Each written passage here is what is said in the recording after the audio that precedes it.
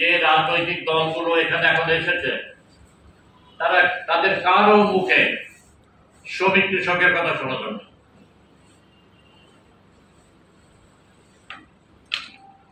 BNP একটা সংগঠন, এটা একটা এক ধরনের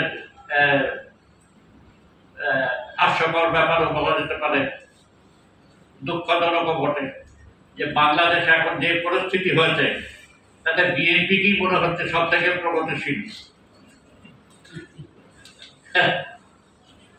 তারাই কিছু কথাবার্তা বলছে। এই যে ছাত্রদের যে নতুন দল হয়েছে সিটিজেন পার্টি,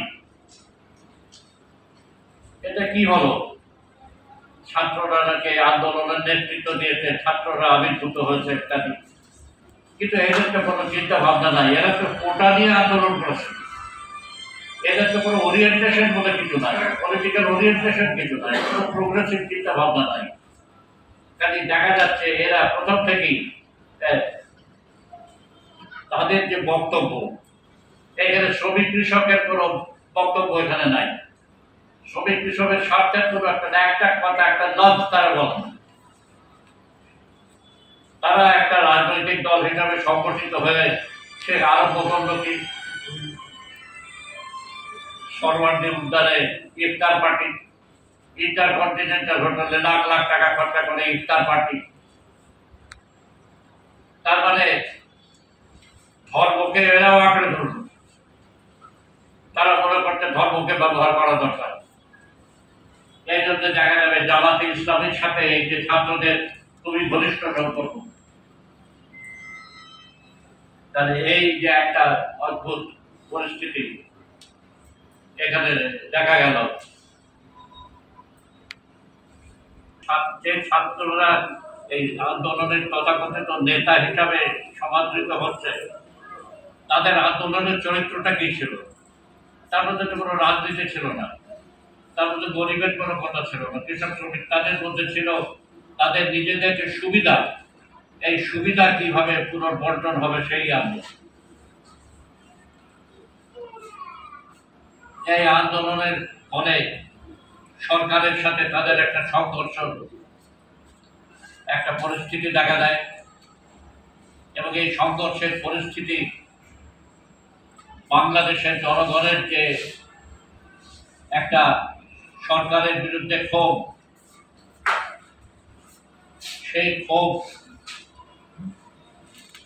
ছাত্রদের এই যে বিক্ষোভ, ছাত্রদের এই দাবি, তার সাথে যুক্ত হয়ে একটা বিশাল আন্দোলনের আকার, অভ্যুত্থানের আকার গ্রহণ করে। তার এখানে এই আন্দোলন হয়েছে, কিন্তু এই আন্দোলনের মধ্যে দেখা যাবে যে কোনো রাজনৈতিক দলের নেতৃত্ব নেই, সমাজ পরিবর্তনের কোনো চিন্তা ভাবনা নেই। এখানে জনগণের যে বছরের পর বছর যে একটা সরকারের বিরুদ্ধে যেটা একটা প্রতিরোধের যে একটা শক্তি, সেই শক্তিরই একটা বহিঃপ্রকাশ আমরা দেখেছি। এর ফলে যেটা হচ্ছে যে ছাত্রদের নেতৃত্বে যে আন্দোলন হয়েছে, এই আন্দোলনটা একটা যে গণতান্ত্রিক আন্দোলন, এই খুব একটা চিন্তা প্রসূত কোনো আন্দোলন এরকম কিছু নয়। জনগণ যেটা গণ অভ্যুত্থান যেটা বলা হচ্ছে, এইটা আসলে একটা বিস্ফোরণের মতো ব্যাপার। গণ অভ্যুত্থান দুরকম হতে পারে, একটা হচ্ছে দীর্ঘদিনের গণতান্ত্রিক আন্দোলনের শীর্ষে একটা অভ্যুত্থান, আর একটা হচ্ছে যে কোনো আন্দোলন করতে না পেরে দীর্ঘদিনের একটা আন্দোলনের প্রতিরোধের চেষ্টা, সেটা থামাচাপা থাকার ফলে একটা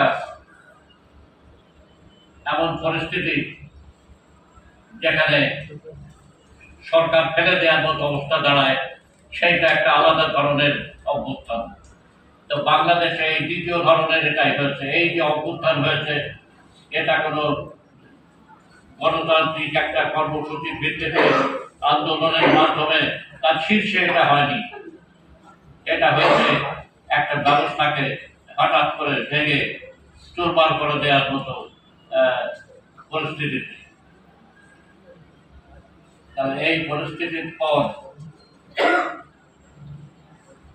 যেটা দাঁড়িয়েছে সেটা হচ্ছে এই দেশে যে সমস্ত শক্তি সামনে এসছে এই সমস্ত শক্তিকে কিন্তু প্রগতিশীল বলা চলবে না।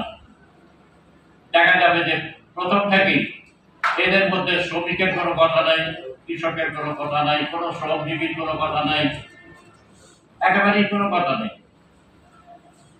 এবং তারপর দেখা যাবে যে তার কারণ হচ্ছে যে এই আন্দোলন তো কোনো শ্রেণী কাঠামোর বিরুদ্ধে আন্দোলন না, কোনো শ্রেণী পরিবর্তনের আন্দোলন না। যে শ্রেণী এদের শাসন করে এসছে ৭২ সাল থেকে, এই যে ব্যবসায়ী শ্রেণী ৭২ সাল থেকে বিকশিত হতে হতে এই হাসিনার আমলে একটা পর্যায়ে এসছে, তারাই শাসন করে। খবরের কাগজ, নিখাত, নির্ভীক, নিরপেক্ষ।